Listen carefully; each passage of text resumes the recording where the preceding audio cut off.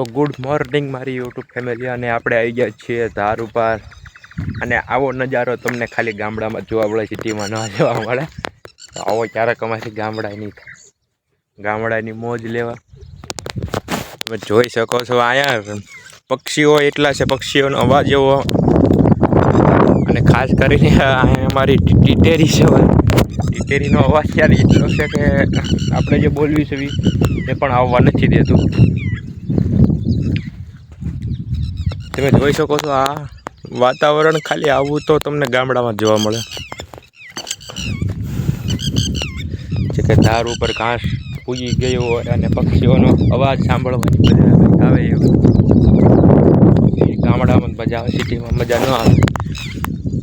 અને કાલે મેં તમને દેખાડ્યું હતું કે જે ભાઈ શાંતિ હાંકતા હતા બળદનું, એ ભાઈ આજે કમ્પ્લીટ હાંકી નાખ્યું છે. અને આ છે આપણી બોરડી, જેમાં અત્યારે તે બોરા ન આવે. તમારે બોરા ખાવા હોય તો શિયાળામાં આવી જાવ. શિયાળામાં બોરા આવી જાય એટલે જે કોઈને પણ બોરા ખાવા હોય તે શિયાળામાં આવી જજો ભાઈ બોરા ખાવા માટે. અને બીજું એ કે આપણી પાસે બીજો કોઈ ઓપ્શન ન હોય, કેમ કે આપણે વાળીએથી ઘીરેથી વાળીએ, બીજે ક્યાંય બ્લોગ બનાવતા નથી. થોડોક સપોર્ટને એવું મળવા મળે, વ્યૂઝને વાવવા મળે તો આપણે બીજા જોઈને પણ બ્લોગ બનાવી. પણ અત્યારે તો આપણે ખાલી વાડીએથી ને ઘરેથી તો વાડીએ, કેમ કે વાડીએ થોડુંક ઝાઝું કામ હોય એટલે આપણે બીજે ક્યાંય જઈ ન શકીએ. એની માટે આપણે ખાલી વાડીએનો નકરો બ્લોગ બનાવીએ છીએ. અને જે કોઈને પણ બ્લોગ ગમતા હોય એ આપણી ચેનલને લાઈક અને શેર કરી નાખે અને સબસ્ક્રાઈબ પણ કરી નાખજો, એટલે જેવો અમારો નવો બ્લોગ આવે તો સૌથી પહેલાં તમને ખબર પડી જાય. અને જો અહીંયા કેટલી બધી બોરડીઓ છે કે જે આમાં શિયાળામાં અઢળક બોરા આવે. અને બોરા ખાવાની મજા તો તમે કોઈક ગામડાવાળાને પૂછજો કેવી બોરા ખાવાની મજા. તમારા કોઈક ફ્રેન્ડ હોય ગામડાવાળા, એમને તમે પૂછજો કે બોરા ખાવાની મજા કેવી આવે એક વખત. અને જે પણ કોઈ બોરાજીને પણ ખાધા હોય તો કમેન્ટ કરજો કે આપણે ગામડાની મોજ કેવી હોય છે અને એમાં બોરા ખાવાની મજા કેવી આવશે. અને જેને પણ ન ખાધા હોય તે આવી જજો અમારા ગામમાં બોરા ખાવા માટે. અને તમે આ જોઈ શકો છો, ખોખી ઉગી ગઈ છે ઘણી ખરી, ઉપરથી તમને દેખાતી છે. કેમ કે થોડો કેમેરો સારો નથી એટલે થોડીક ઓછી દેખાય એની માટે. અને અહીં ક્યાં તમે પણ જોઈ જુઓ, બધી બાજુ વાવેતર થઈ ગયું છે, બધી બાજુ. કેમ કે અમારા ગામમાં વાવડીનો વરસાદ થઈ ગયો છે એટલે એની માટે. અને તમને અમારા બ્લોગ ગમે તો કમેન્ટ કરજો કે અમારા બ્લોગમાં શું ખામી રહે છે અને શું આગળ કરવું, કે જેનાથી ઓડિયન્સ થોડીક સારી આવે અમારા બ્લોગમાં. એની માટે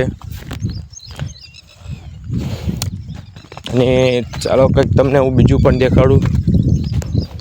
અને આ કીનું ઝાડ છે એ જરા કમેન્ટ કરીને કહેજો. આ મને નથી ખબર કે એનું ઝાડ છે એ,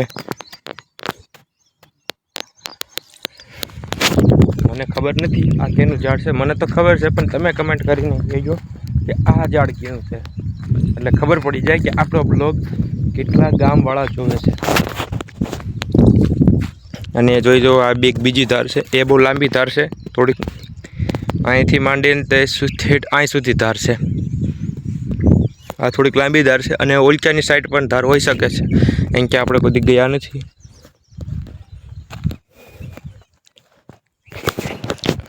તો હવે હું તમને નીચે જઈને વાડીની અંદર નીચે જઈને શાયદ બતાવું કે અમારા ગામડાનો ચા કેવી રીતે બને.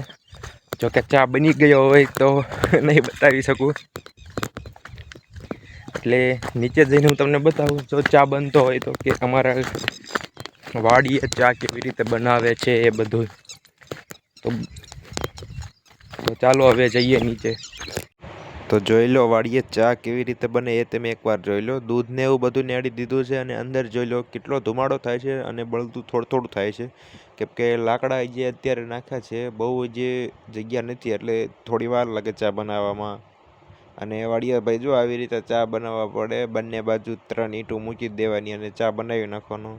તો તમને તો મળીએ એક હવે નવા બ્લોગ સાથે. ત્યાં સુધી જય કિસાન, જય જવાન. અને કેવી લાગી અમારી ચા બનાવવાની ટ્રીક તો જોઈ લીધી ને અમારી ચા બનાવવાની રીત. તો મળીએ હવે એક નવા બ્લોગમાં. ત્યાં સુધી જય જવાન, જય કિસાન.